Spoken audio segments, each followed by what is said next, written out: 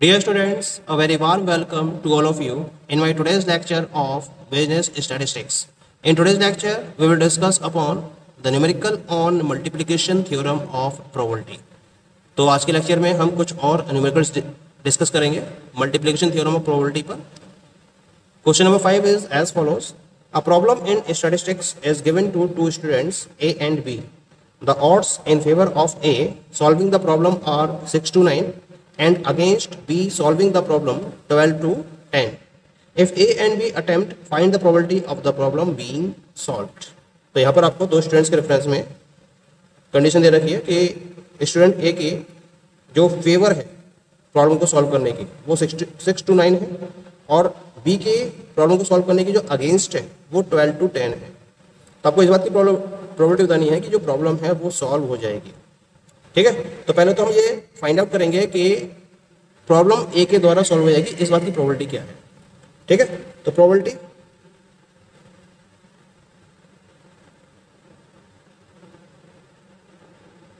Of solving the problem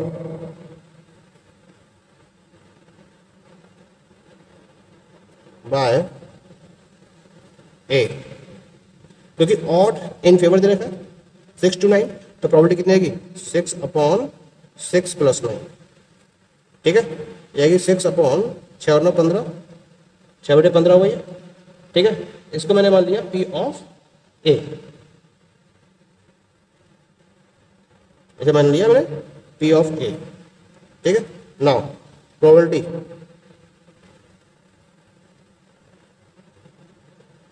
of solving the problem by B. B कितनी जाएगी यहाँ पर देखिए, अगर मैं फेवर में दे रखा हुआ था तो फेवर में इसकी प्रोबेबिलिटी आती है 12/12 + 10, लेकिन अगेंस्ट में दे रखा है, इसी वजह से इसको मुझे 1 में से माइनस करना पड़ेगा. तो आएगा 1 - 12/12 + 10 कितना आएगा 22. तो 22 - 1 22 1, 22 में से 12 माइनस करोगे तो कितना आएगा 10/22. तो ये हो गई प्रोबेबिलिटी ऑफ बी. ठीक है, इस बात की प्रोबेबिलिटी कि ए के द्वारा प्रॉब्लम सॉल्व हो जाएगी. अब हम निकालेंगे क्या, हम निकालेंगे कि प्रॉब्लम ए के द्वारा सॉल्व नहीं होती है और फिर निकालेंगे प्रॉब्लम ए के द्वारा सॉल्व नहीं होती है. ठीक है, तो हम निकालेंगे यहाँ पर P ऑफ ए बार. तो P ऑफ ए बार कितना आएगा 1 - PA और 1 ये आएगा 1 - PA. तो PA बार का मतलब क्या होगा, probability that the problem will not be solve by A. तो 1 - 6/15, 15 एकम 15 में 6 गए 9, 9/15. अब निकालेंगे हम probability of not solving the problem by B. तो क्या आएगा इसका 1 - probability of solving the problem by B और 1 - PB. PB कितना दे रखा है आपको, PB हमने कैलकुलेट करा है 10/22 के बराबर.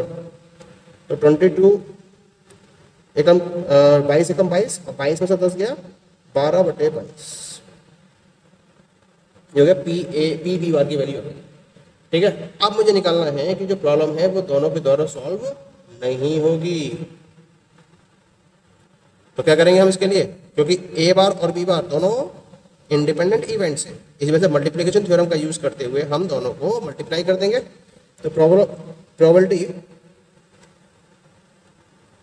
Both A and B can't solve problem. A और बी दोनों में से किसी के द्वारा प्रॉब्लम सॉल्व नहीं होगी. इस बात की प्रोबेबिलिटी क्या आएगी PA बार इंटू PB बार. तो मैं डायरेक्टली मल्टीप्लाई करता हूँ यहाँ पर 9/15 इंटू 12/22. ठीक है, 3 के 9, 3 पंजे 15, 2 से कटेगा 6 बार, 2 से कटेगा 11 बार. तो ये प्रॉब्लम रहेगी 6 × 18 18/55। तो 18/55 इस बात की प्रोबेबिलिटी आ गई कि प्रॉब्लम दोनों में से किसी के द्वारा भी सॉल्व नहीं की जाएगी। अब हमें प्रोबेबिलिटी किस बात की निकालनी है कि प्रॉब्लम सॉल्व हो जाए। प्रोबेबिलिटी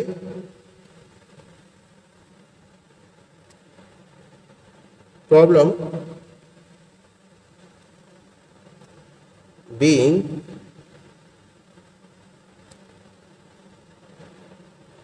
सॉल्व,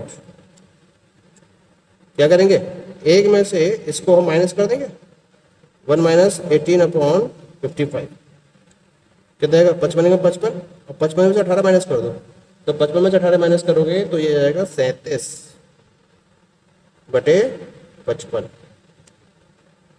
तो this will be the answer of the given problem. तो प्रॉब्लम सॉल्व हो जाएगी, इस बात की प्रोबेबिलिटी रहेगी 37/55। Okay, now come to the next problem. The problem is A can solve 90% of the problems given in a book and B can solve 70%. What is the probability that at least one of them will solve a problem selected at random? ठीक है, तो पहले तो हम निकालेंगे probability of solving the problem by A। इसको मैंने PA से डिनोट कर दिया।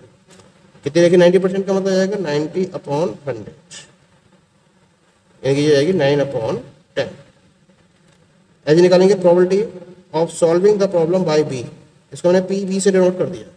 ये कितनी जाएगी, 70% दे रखिए, तो 70/100 जीरो कैंसिल आएगा, it will be equal to 7/10। ठीक है, अब मैं निकालता हूँ इस बात की प्रोबेबिलिटी कि जो प्रॉब्लम है वो ए से सॉल्व नहीं होती है, पी ए बार। ये कितना जाएगा, 1 माइनस पी ए, ये आएगा 1 माइनस 9/10। 10 से कम 10 में से हो गया, 1/10 हो जाएगा। और P B bar, probability of not solving the problem by B, ये कितना आएगा, 1 minus P of B, probability of solving the problem by B, ये आएगा 1 माइनस 7/10 हो जाएगा। ठीक है, 10 में से 10 से कम 10 में साथ गया, 3/10, तो इस बात की प्रोबेबिलिटी हो गई 3/10। अब मैं निकालूंगा probability both A and B can't solve the problem is equal to, क्योंकि दोनों इवेंट कैसी हैं, इंडिपेंडेंट है, तो हम क्या करेंगे, दोनों इवेंट की प्रोबेबिलिटी को मल्टीप्लाई कर सकते हैं as per multiplication theory of probability. तो P A bar into P B bar हो जाएगी इसकी वैल्यू।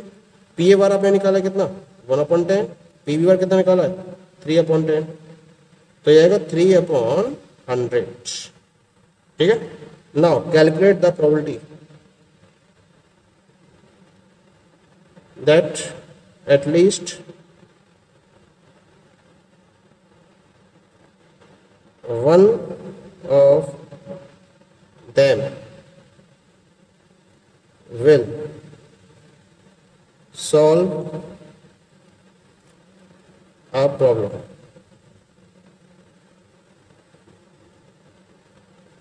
क्या आएगी ये, 1 माइनस 3/100 कर दो इसको, दोनों के द्वारा प्रॉब्लम को सॉल्व ना करने की प्रोबेबिलिटी 3/100 है, तो किसी एक के द्वारा प्रॉब्लम सॉल्व हो जाएगी, इस बात की प्रोबेबिलिटी हो जाएगी 1 माइनस 3/100। ठीक है, 100 एकम 100 में से 3 गए, 97, 97/100। तो 97/100 is the probability that the problem will be solved by any one of them. Okay. Now come to the next question. Question is as follows: the probability of husband's selection in an interview is 1/7 and that of wife's selection is 1/5. What is the probability that, पहला point है, both of them will be selected, दूसरा point है only one of them will be selected, तीसरा point है none of them will be selected। ठीक है, तो solve करते हैं हम इसको। तो सॉल्यूशन किस तरह से निकालेंगे, तीनों पार्ट के अलग, पहले नोट कर लेते हैं। Probability that the husband will be selected, इसको मैंने पी ए मान लिया, और वो कितना दे रखा है आपको, दैट इज गिवन यू 1/7। और probability that the wife will be selected, इसकी बात की प्रोबेबिलिटी कितनी दे रखी है, दैट इज गिवन यू 1/5। अब हम ए पार्ट सॉल्व करते हैं। Both of them selected. तो हमें इस बात की प्रॉपर्टी निकालनी है कि दोनों ही सेलेक्ट हो जाते हैं। तो क्या करेंगे इसके लिए? इसके लिए प्रॉपर्टी आएगी पी ए एंड बी, क्योंकि दोनों इवेंट्स कैसी हैं? इंडिपेंडेंट है। दोनों इवेंट्स कैसी हैं? इंडिपेंडेंट है। तो इंडिपेंडेंट होने की वजह से हम यहाँ पर मल्टीप्लिकेशन थ्योरम का यूज कर सकते हैं, और मल्टीप्लिकेशन थ्योरम के बेसिस पर P and A and B की वैल्यू होगी P of A into P of B. ठीक है, पी ऑफ ए कितना दे रखा है? 1/7। पी ऑफ बी कितना दे रखा है? 1/5। कितना हो गया? 1/35। तो 1/35 will be the probability that both of them will be selected. यहां तक क्लियर हो गया? अब हम बात करते हैं पार्ट बी की। बी क्या है? One of them selected। One of them selected, ये हमें निकालना है कि उनमें से कोई एक सेलेक्ट होता है। ठीक है, तो प्रोबेबिलिटी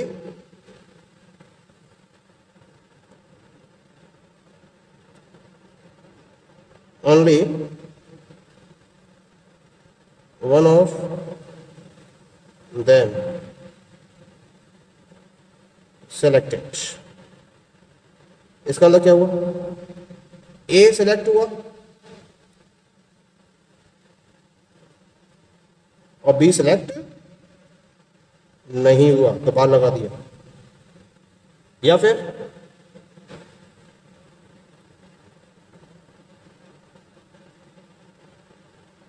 ए सेलेक्ट नहीं हुआ और बी का सिलेक्शन हो गया।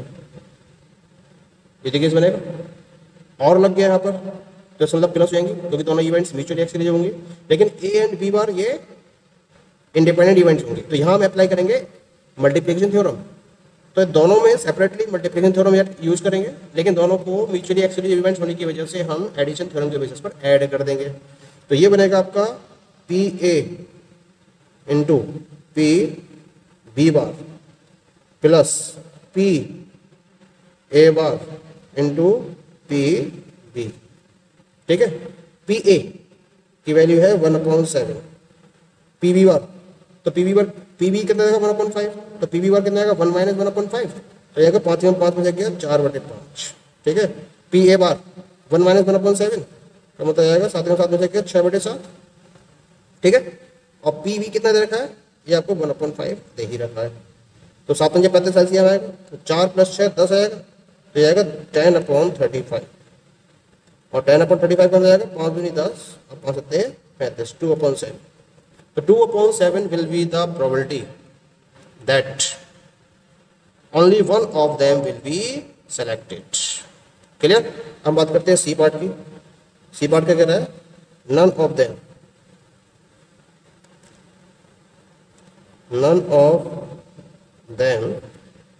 selected, कि उनमें तो कोई भी सिलेक्ट नहीं होता है। ठीक है, कैसे निकालें इसको? Probability none of them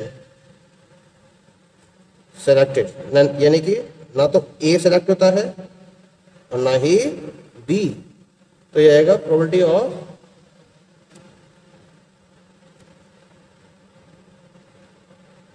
A bar into probability of B bar, क्योंकि दोनों इवेंट कैसे होंगी? इंडिपेंडेंट। इसी वजह से दोनों को हम क्या कर देंगे? मल्टीप्लाई कर देंगे। तो P of A bar into P B bar कर देंगे इसको। ठीक है, अब देख लीजिए पी ए बार की वैल्यू कितनी है? 1 - 1/7 यानी कि 6/7, और पी बी बार की वैल्यू कितनी है? 1 - 1/5 यानी कि 4/5। 6 × 24, 24/35। So 24/35 will be the probability that none of them will be selected. Okay, thank you.